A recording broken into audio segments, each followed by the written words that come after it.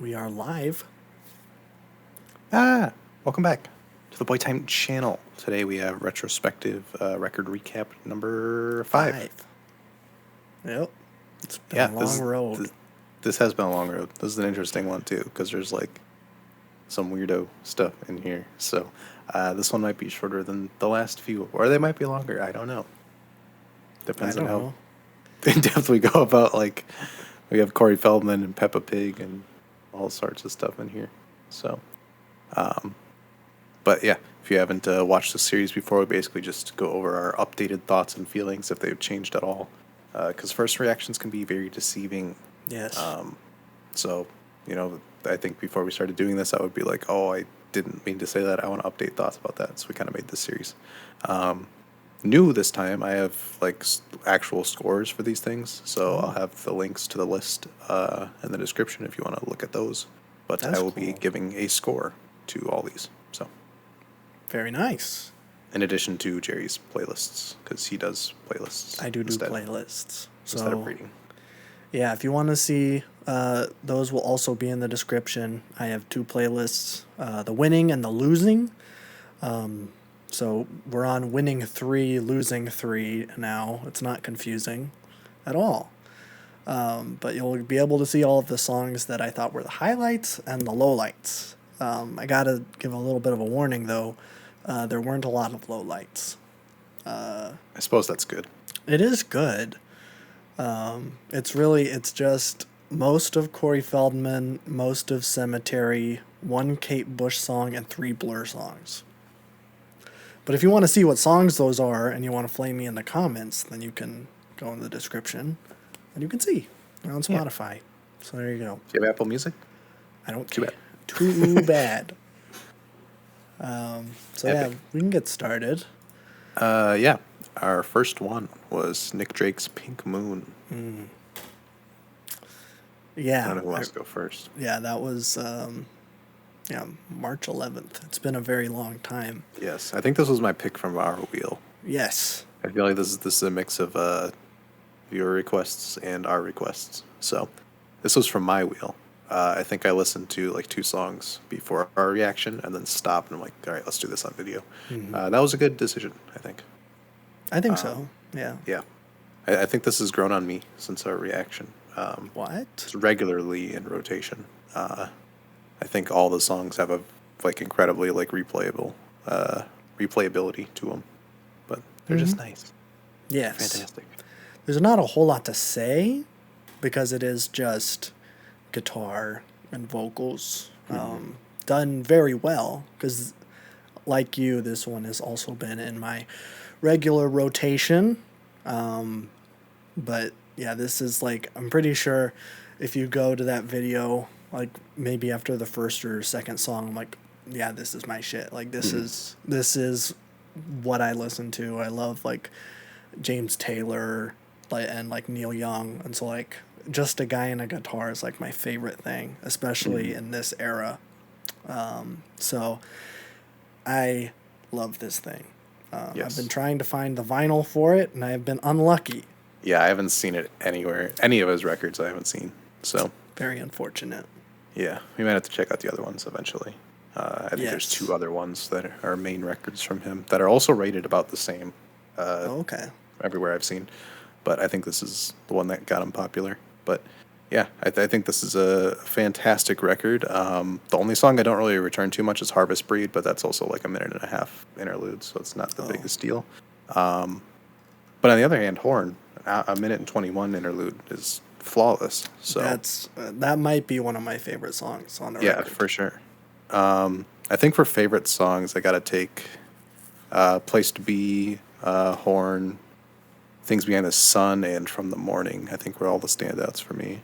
Okay, I'm gonna have to throw in Pink Moon because that's a great song. That's true. I know it was used in Volkswagen.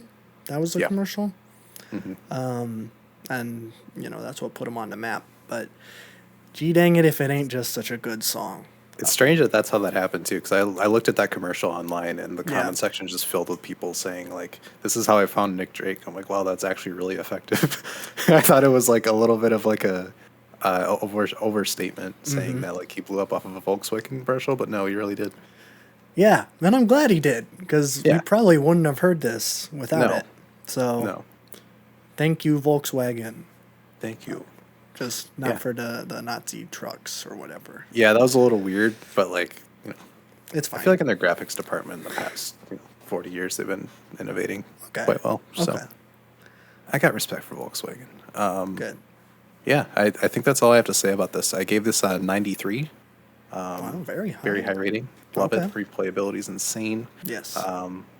This is the kind of music you put on for anybody, and it's just fantastic. It's smooth. It's easy listening. If you read too much into it, it's very depressing. But other than that, it's very nice.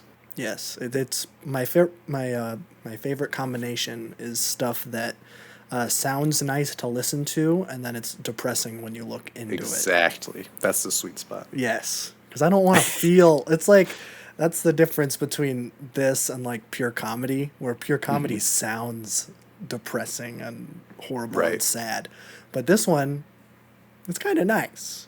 But Yeah. it's like right before he died or right after he died. It was like. I think it was right before. And I don't think I did look into it. It looks like his friends and family are kind of mixed. They have like mixed thoughts on how he dies, because he dies from, I believe, an overdose on antidepressants. And so some of them think that it was a suicide, but some of them think that it may have been accidental. So So it's like, yeah, I guess nothing was publicized back then either, like it is today. So it's hard no, to tell. no. But So it's sad, but this album kind of reflects that, I think. no, yeah, it's a classic for sure. I think it's one of the best records I've heard Yes. in years. Yeah. So Yeah. fantastic. Very impressed. Speaking of best records I've heard in years, Corey Feldman and Angelic to the Core is next. What a transition. Yes. I don't know how much we need to talk about this one, but I guess we can just kind of recap how horrible our experience was. Yeah, that one. That might be my least favorite reaction experience. Yeah, I think it made fantastic content, but that was awful to sit through. Yes. Yeah, man. I don't know. We Wanted Change is such a classic. True. That one does show up. Sometimes we have that in our collaborative playlist. So if we're ever chilling out, listening to music together, off camera, that song sometimes comes up, and it does make me laugh every single It time. never loses its first reaction value. It's still one of the most hilarious songs I've heard. Yes. Ironically so. It's Of like course, yeah. yeah, you do it's not like on purpose funny. At least I don't know. No, I don't it's think. completely accidental. Like the whole record has this weird like narrative structure, and he's just off base with it the entire time. Yes. Like none of his messages land the way he thinks they're landing, and everything just sounds horrendous. But Yeah. I mean, even in a 22 song record, we want to change at least as a shining beacon throughout that track list. Yeah, you got that one and whatever the freaking Snoop Dogg is. Go for it. Go with Snoop for Dogg. it, of course. That one sounded like they actually gave it to like someone that knows how to make music, because that track sounds like It's mixed well. it's mixed well. They're not like rapping over each other. No. It's not horrible. He's on key. Yeah, Yeah. that's a good point, because that doesn't happen again. No. Yeah. I think although I hated it, like 100%, I feel like you gotta at least experience it once. It really is Oh, yeah. This would be like putting it on a core listening list. If I were going to give people like 100 albums they must listen to before they die, this is going on the list for sure. Yes. Yeah, and it's weird because if we've only listened to it once, but I remember a lot of songs. I don't. They were each like terrible enough in their own unique way for me to remember how all of them go. So that has to count for something. Yes. I think I pretty much just remember Go For It and We Wanted Change, because those are the ones that I've heard multiple times. Everything else, it's a blur. Yeah. And it's so long, too. It's just like, we experienced mind-numbingly it. long. Yeah, I have no idea what the last record sounds like. I remember the first one being kind of more rock. No, I don't even remember. One side was rockadelic, one side was funkadelic, but neither side was rockadelic or funkadelic. No. He lied both times. So, I don't know. I don't know either. That being said, I gave this a 2 out of 100. So, What did you find that was worthy of? We Want to 2 Change points? was really funny, Okay. and it was a memorable experience, even though it was a very negative experience. So I got to give it a point for entertainment value. Okay. That's You know it. what? That's fair. I would probably give it a 1, Okay. just for how much We Want to Change made me laugh. Yeah. But I'm I can't give it anything higher than that, I don't think. Yeah, even a 2 was pushing it, but I'm like, yeah, I got to give some credit where credit's due. There is one halfway decent song on here. Yeah, and one that makes me laugh. So that's all Yeah. I need. Epic. All right. Man, we were on a weird streak for a minute there. Peppa Pig, Peppa's Adventures, the album, was the next one we reacted to. Yes, and that one is probably one of the best albums we've heard. Yeah, I would say. You know, I mean, I would put it higher than Pink Moon, personally. Okay. You know, it did get a little dicey there at the end, a little It did. controversial. Yeah, it was much like the Kendrick record where there was some things that were added that didn't really need to be added because the messaging got across without it. Right. That makes sense. And like the Kendrick album, there's slurs. There are that slurs. Used in Yes. I had to censor them in the video, actually, as I did with the Kendrick ones, just to make sure that we were That's probably a good being idea. respectful. Yep. But yeah, I think in seriousness, this record is actually well put together. Okay. For a children's record. I mean, we were just having fun listening to it, but like it wasn't.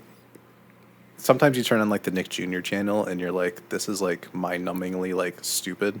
Yes. But like when you have this on and we're just like trying to make a satirical video out of it, it wasn't bad listening. Like it wasn't horrible. It was just kind of kids' music, but it was well put together. Yeah, I don't know exactly, because it's weird. Because it was us three and we were having a good time. We were riffing and doing, like, making all the gags and stuff. Like, I don't know if that influenced my view on the music. I don't know. I haven't listened to this by myself because why would I? I just remember it like not being. There was nothing that stood out in it where I'm like, ew. Okay. Like I hate that. So it wasn't like. It's rather inoffensive. Yeah. Yeah. I mean, it like, it isn't just like stupid, like, dumb sounds and kids will listen to anything. Like, there was some effort put in. Yeah, and it sounded decent. Yeah, but I don't know. I don't have a worst and favorite tracks for this since we only listened to it once. Yeah, but I gave it a 35. Either. So okay, that's pretty high. Yeah, I mean, okay. I don't have any on my playlist either. For the joke, I should have put all of them in winning, but I forgot to do that, so it's not happening. Okay. Back to the main thing. Back to real albums. Yeah, LP, JPEG Mafia. Okay. I'm going to be honest. I have not returned to this one as much as some of the other ones. But we've had quite the run this time. We've had a lot of albums that I've really resonated with. But I do really enjoy this record. This one is still, I think it is my favorite of his, of the three that we've listened to. Yeah. Yeah, I don't know. I don't have a whole lot to add. I've not played it a couple times. I listened to this the night it came out last year, so I've been kind of talking about this record for months at this point. Yeah. But revisiting it was really nice. I still think it's a very, very, very good record. One of his, I think it's his second best out of all the things he's done. It's incredibly catchy. He flexes his production skills. It's varied. I guess that's the word. There's just so many different variety of like types of songs. It starts in like this really experimental like place where no song sounds the same. There's a lot of ideas getting sprayed everywhere, and then it really finds its footing and just takes you on a ride. I think most of these tracks are some of his best. But yeah, I think like Hazard Duty Pay and Thoughts Prayer and Rebound especially, Kissy Face Emoji, all those kind of tracks are incredible, fantastic. We'll see what he does next because he never stops working. I know he's trying to remaster some stuff, so we'll see when that happens. Yeah. But I don't know. Always excited to see where he goes. Yeah, I'd be happy to do a first reaction to whatever he does next. Yeah, he's definitely one of the more interesting people working right now. Yes, yeah. I think he's carved his own lane Yes. and gained respect from most people at this point. I Doing would his say own so. thing. Yeah. And nobody else can sound like him. So, No. even if they tried, it'd come off as a cheap knockoff. Yes. But I gave this record a 93. Same as titled Pink Moon. Yes. Yeah. Okay. I'd say that's pretty fair. It's a good record. We got next. Kate Bush, The Dreaming. We Were Here Before Stranger Things. We were here before Stranger Things. And I see those views going up for the Hounds of Love reaction. That's not really? a coincidence. Yeah. Yeah, I was funny how that wondering. works. I saw that. I saw that song hit #1 again. So We were here before the new Zoomers. We got we got baptized in Kate Bush a couple months before everything else happened. So yes, let that very be known. very good coincidence. But yeah, we do have a Hounds of Love reaction if you're interested in that. I'm sure most of you have seen it since it's probably our most popular reaction at this point for one of them. The Dreaming, though, very different than Hounds of Love. Yeah. I think this record is less of a linear narrative and more of a. I have lots of interesting, unique, and crazy ideas that I'm just going to paint across 10 tracks. And I think it's one of the most experimental, experimental 80s records I've heard. I didn't know people got this outside of the box in the mainstream like this. But, what do I know? I'm a Zoomer. But a lot of these tracks are fantastic. There's a lot of variety here again. Her subject matter is incredibly unique.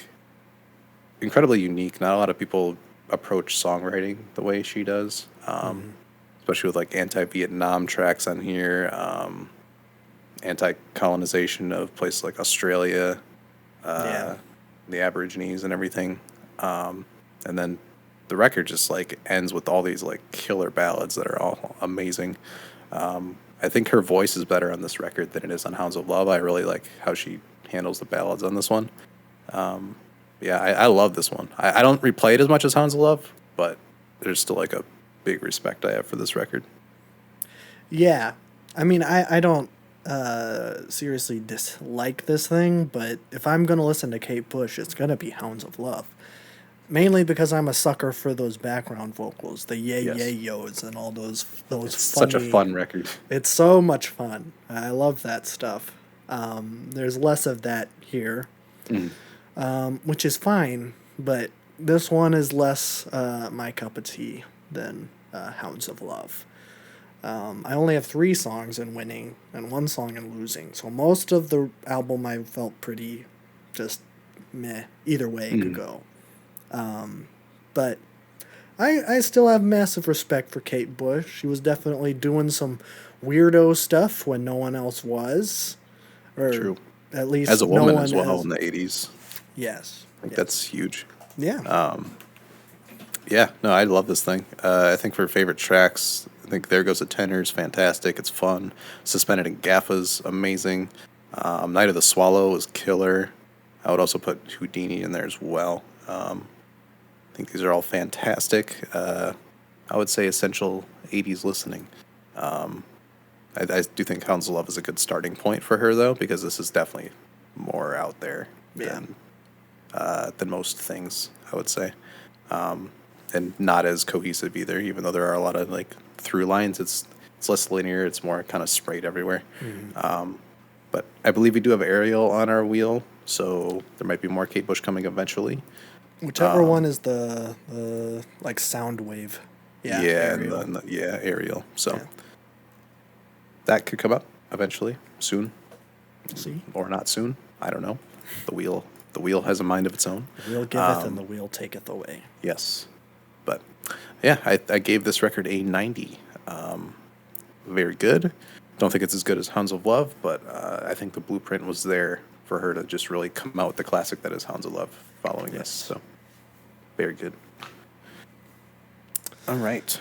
Chloe. Moving on. A new album was next. Father John Misty, Chloe in the Next 20th Century. I really like this thing. It's right there. What? I know. I didn't even know they would have vinyls out that fast. I just went to It was like same day. I went to my local record store. They had like 20 of them. I'm like, wow, that's crazy. But yeah, I love this thing. I don't think it's his best, because I've been really into that one. I Love You, Honey Bear. I listened to that one after this reaction, and that one might be my favorite. But this one is so dang good. The orchestration, the arrangements, fantastic throughout the whole thing. And it's going all over the place. All these different styles, he does them all very well. I think most of them made on the winning. Yes. Just not the last song. Even though I probably should. I think I just didn't like it in the moment, but I've grown to really like that song. Mm-hmm. Yeah, I don't know. This one's really solid, in my opinion. Yeah, this was a very interesting like first experience with him in album format. I've heard a lot of songs outside of album context. Yeah, arrangements were fantastic across this thing. Songwriting was pretty decent. I do have issues with just replayability just because it is so niche where it's like very, very, very vintage to the point where it's like I don't want to listen to like Chloe or anything like that usually. I do think some tracks like Olvidado gets a little repetitive. I feel like it's an idea that doesn't really need to be touched on too much because I think that one was more like it's like almost elevator jazz. Yeah. That one's not on my winning. It gets a little sleepy after the second or third listen. It's like, why would I listen to this when like Q4 is right above it or something like that? But I think Goodbye, Mr. Blue and Buddy's Rendezvous, and I think the closing track, The Next 20th Century, are probably my favorites here. Okay. I do think The Next 20th Century doesn't need that guitar solo. I think it ruins the moment of that song. Yeah, I would like it to just kind of stay awkward. Chill. Yeah. But I think it's an interesting entry point into his music, knowing that this isn't one of his best from what everything I've heard other people say about his work. I still think this is a very solid record. I just don't replay it a lot because of how niche this thing is. Yes. But I gave it a 76 for my rating. That's fair. This one definitely is not for everyone. He has more accessible stuff out there, but I just love the sound of it. I really dig that old-timey aesthetic. So I really like that one. Epic. So we can move on. Mitski, Be the Cowboy. Mitski. I will be honest again, this is one that I have not returned to a whole lot. I listened to the songs that I had in winning yesterday and today. I think there's some really good songs on here. I don't know why I didn't go back to it, because I'm like, wow, I do not remember it being this good. But then I went back past couple of days. I think Me and My Husband, Nobody. I think Two Slow Dancers. What the frick? That song makes me so sad every time. But man, yeah, this is very, very good. Yeah, I think I understood the Mitski hype after this record. We'd listened to Puberty 2, First Reaction before, and then I listened to her new one, Laurel Hell, this year. I thought both were pretty good, but the way people talked about Mitski, I wasn't seeing like that next level appeal. I thought it was very passable, and I felt like Puberty 2 was almost there. It just a lot of the tracks didn't like resonate to the point of this record. But this one I think is just an evolution on everything I've heard from her. These instrumentals are fantastic. Her voice is killer. Such a power through all the choruses here that really like drives these tracks. You Yes. got something like Nobody, where it's just the grooviest thing ever. It's really fantastic. And then you have tracks like A Horse Named Cold Air, which sounds like a freaking Moonshaped Pool B-side. That's just really, really great. Two Slow Dancers is an amazing outro. One of the best outros I've heard in a while. But yeah, it's varied. I love how short and concise these ideas are in songs. I mean, you got 14 songs and it's 30 minutes. Like, Yeah. it gets to the point every time and nails it. Yeah. I don't return to it a whole lot just because like I feel like I have to be in that certain mood to put on a Mitski record. But I mean, as an album experience, this is like very, very solid. I gave this one an 86. Okay. Yeah, I think that is deserved. Very good. I'm a coward and a fool for discrediting it up until a couple days ago. Epic. Nurture Porter Robinson was next. Okay, this one is a surprise to me. This one might be the one that I return to the most out of Okay. this one. I still don't really like the first two songs, or not Lifelike, Not lifelike, but the yeah. other two. Look at the Sky, Get Your Wish. But then after that, man, Yes. this thing is incredible. I love this record. I think my favorite songs, I mean, obviously Musician, that one is very, very good. But Wind Tempos, Mother, Something Comforting, Blossom, fantastic. If I ever see this thing on vinyl, I'm copping it for sure. But I have not Yes, seen sir. it yet. I know Bab Jeb has it, Oh, but what it a took him a lucky while to find duck. it. So, but yeah, I agree. This thing is fantastic. I love. For me, EDM was like a thing that I used to like be really into when I was younger. So on top of just the bliss and just sunny, airy EDM mixes of this record, I also have a nostalgia factor built onto it, which enhances this whole thing. But yeah, these things are. It's such a positive record. Instrumentals are so cheery and bright. A lot of variation. He gets experimental on like Dull Scythe and Do Re Mi. That really like it changes up the record a little bit. Doesn't get too one note. Everything sounds just fresh and refreshing and all that. But yeah, I agree. Look at the Sky, Wind Tempos, Musician, Mother, probably Mirror, and Trying to Feel Alive are probably my favorites here. Okay. Insane record. I think this was like a 5 or 6 year in the making project. Yeah. Which I mean, I'm excited to see what he does next because this thing is like, I was expecting like just some cool EDM jams, but this has elevated that Yes. expectation a lot. But this is the perfect summer album. If you're walking outside, put this thing on. You won't regret it. Mm-hmm. That's all I need. But yeah, fantastic. I gave this an 87. Yes. Very, very good. Big What do we dub. have next? I think it's Flaming Lips. Flaming Lips, the Soft Bulletin. This was diving back into our viewer reaction marathon, I believe, at this point. Yes, I think this is the first one. Yes. This one is not for me. Revisiting it, I still have a decent amount in the winning playlist. I have 7 songs in the winning playlist, but every time they would come up, I would get a couple minutes into it and then skip it. That is, I don't know. This isn't really my sound, really. This more experimental stuff. While impressive and well put together, it's just not for me. So Yeah. This is interesting because we got a 1-2 punch with these records.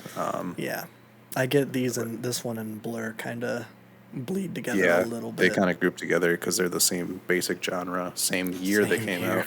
out. This is the American one. We'll get to the European one next with Blur. But yeah, I really like how there's such a unique soundscape to this record. It's very nerdy and like a Yeah. non-pretentious way. Like these songs they're still light. There's a lot of like interesting things happening in the mix. I love how things kind of fade in and fade out and all this kind of stuff. A lot of like great ideas happening here. I will say some of them like aged better than others. I do think some of them get like a little like dated, especially when you have, I don't remember what song it is, but like choirs coming in and like an orchestra coming in. You can kind of hear the static on it still. It still feels a little dingy.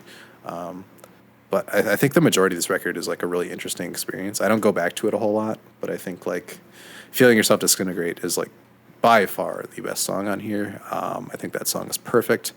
One of the best ones we've heard in our, 10 or so albums we've heard last in this series. Yeah, I put that one way up there. I think Race for the Prize is fantastic. What is the Light? The Observer, the instrumental track, very Pink Floyd. I love how that one went. But yeah, a very interesting record. I like the experimental, like it's very sciencey. It's like a Yeah. it's very like technologically sound. Yeah, one of these guys that's writing their lyrics must have some background in like, I don't know, Yeah, science. he just takes a scientific approach to like all these topics he's talking about, which Yeah. add to the instrumentals that I thought were really cool. Yeah, I give this one an 86. Very good. Oh, okay. All right. Kendrick was next, but we're going to do a separate video on that, so we will hold on that for now. Okay. That'll be coming whenever we decide to film that. I don't know. Probably need a little bit more time to sit with it. Yeah. Yeah. I feel like I have 98% of my thoughts there. I have a rating for it, so I at least have that decided. I just need to figure out how I want to approach the thing. Okay. But after that, then, Blur 13. This was our first ever request for an album. That's right. And we are staying in the neo psychedelia alt rock area here. Same year, except this is across the pond. That's right. Oibro territory. Yeah. Yeah. I don't know. This one is fine. I think it's weird. I think the highs of this one I like a little bit more than Flaming Lips, but I think Flaming Lips might be a little bit better for me. I didn't have any losing for Flaming Lips. I have 3 losing for this album. That being said, I really enjoyed Tender, Mellow Song, No Distance Left to Run, Coffee and TV, just because I am a basic bitch. But yeah, I don't know. Same kind of thing with Flaming Lips. I was very impressed. I think it's a good experience to have. I'm glad that I listened to it, but this isn't one that I'm going back too much either. Yeah. This one kind of blew me out of the water just because of like what we heard with Flaming Lips the week prior. I kind of had an idea of where we were going, and I looked into it and saw that these guys had a history of Britpop and started kind of like nudging toward this more experimental alt rock phase. But with a record that's plagued with so many like the group was having issues internally. The lead singer was going through like addiction and a breakup at the same time. And this feels like a thing that came together just purely out of that and less about like handcrafting, like, okay, this is how we're sequencing it. It feels like it more naturally came together in this weird downward spiral of a record. But I think this one flexes its muscle a lot more than the Flaming Lips record. I think the areas they go here are a lot wider. They hit a lot more. You go everywhere from Britpop to post-rock, alternative rock. There's a trip-hop song in here. There's an industrial rock song in here. But all of it follows a very good pacing. I just love how good their arrangements are on here. The lyrics are incredibly emotional and heavy. And the instrumental matches that. I love how noisy Bugman is after Tender. Tender's like just a 7.5 minute kind of breeze. And then Bugman immediately blows your ears out with like noisy guitars, reverb to everything. And yeah, this thing is really, really fantastic. I feel like I don't hear this album get brought up a lot in these circles, which feels like a disservice to it, because I think what they were doing here was kind of ahead of what everybody else was doing in terms of just cohesive records with like a wide array of sounds. But I think for me, Bugman, 1992, Carmel, No Distance Left to Run, those are just the best ones right there. Those are all your losing ones, aren't they? Yeah, those Let's three, go. except for No Yes, Distance sir. Left to Run. Those were all three of my losing ones. Yeah, I expected that. Yeah. But yeah, I feel like Caramel or No Distance Left to Run is probably the standout there for me. Yeah, I gave this one a 91. Wow. Very Very high. good. Okay. All right. Then we just have one more. Our final one, Cemetery Railroad 3. I did not like this one. I know you gave a few of these a heart, I did. but I don't know. I've been going back and forth which one that I disliked more, if it's Corey Feldman or this record. This record's definitely better than Corey Feldman, I would say. But I really don't like It's it. made by an actual musician, at least. Yeah, that's what I'm saying. Where it's like, Yeah. it's so hard because it's like I want to give this one credit, but I really did not like this at all.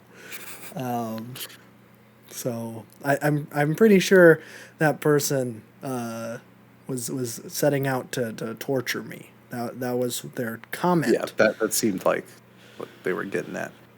So thanks for that. You Yeah. accomplished your goal. Yeah, this record was a lot of fun. I enjoyed the listening experience of it, no matter how like crazy and out there it was. I like doing these every once in a while, where it's just like completely out of both of our like lanes. Just like throw it on. What's it gonna be? Yeah. I don't know. I feel like the record's like not one you return to a lot, and I think a lot of the songs have some work that need to be done to them. But some of them I really like. I think I'm a Sinner, Creep Into the Woods, Witching Hour, Meet Me by the River, Crucifixion. They all go hard. I love how insane they are. I feel like, I don't know. It's an interesting record because like there's appeal to it. I'm not seeing all of it, and I think there's a lot of work to be done. I think I feel this way with a lot of like SoundCloud trap from that era. It's like there's a couple really good ideas, and then the rest of it's kind of bloated. Yeah. I feel like that's kind of the case here, since he starts repeating himself, and sometimes instrumentals get samey. But I mean, it's not as mind numbing as the other things I've listened to. It was a fun time. I feel like this is Scare to Hoe music material. Oh, like, for I sure. could add this to that playlist. Yes. But yeah, I think it was a very interesting experience. I don't know if we'll ever get anything like that again, but who knows? I don't know. Someone suggested another Cemetery project, Great. so it's Awesome. gonna be on the wheel. Fantastic. So maybe, who knows? Maybe. I gave this one a 43. Oh, okay. Wow. Okay. I think that's all of them. As of now. That's it. If we're not gonna do Kendrick, we can show our lists, everything that's on the wheel. Screenshots. Wow, look at all of them. It's everything that is going to be up on our wheel as a little bit of what's coming up.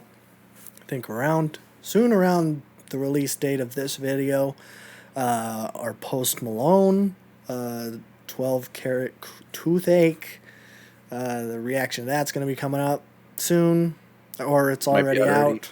Who knows? I don't know. So we'll be doing that. I think we have, I don't know exactly how much longer we're going to be doing on our fan reaction. We have 2 that we picked out. And I think we're going to do another maybe community poll or something. It'll be a different format, but you'll know about it. Be something. Soon enough.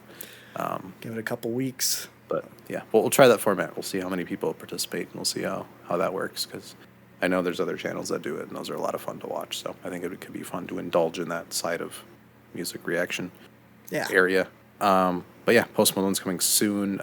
Next week we'll have Arca Kick 1. And then the week after that will be King Gizzard and Lizard Wizard Butterfly 3000. Yes. So got some bangers coming up. But yeah, that's it for now. And then a Kendrick video eventually, whenever we get to that. But that'll be in the future. So yeah. So there we go. if you want something added to the wheel, put it down there. There you go. We have a lot on the wheel, as you just saw. But I mean, As long as there's it's a on chance it Spotify. could get picked. As long as it's on Spotify. No SoundCloud, and no Neil Young. That's it. SoundCloud won't work. Don't listen to him. It will work? It won't. Oh, that's why I'm saying we can't do SoundCloud. We can't do Neil Young. Yeah, or Joni Mitchell. Or Joni Mitchell. Was it Joni Mitchell? I'm still sad about that one. That's a little rough. Yeah. I'm still sad that David Crosby's off Spotify. Yeah, I really love Hero. That's my favorite song. I love that song. So good. Epic. But, you know... What's your favorite song? Post it down below. Just ever, or... I know. Okay. Preferably from this video, but whatever you want to post, I don't care. Put something on there. Just drive engagement, okay? Yeah, we just here to drive engagement a little We bit, need this video to go trending. Yeah, okay? I'm not gonna be able to pay my rent this month. That's right. Join our We're Patreon. not able to be monetized yet. I'm lying. We don't have a Patreon. Our Patreon, it's $5 a month, and it's just us uncut. Because everybody wants that. Everybody wants it. It's not a thing.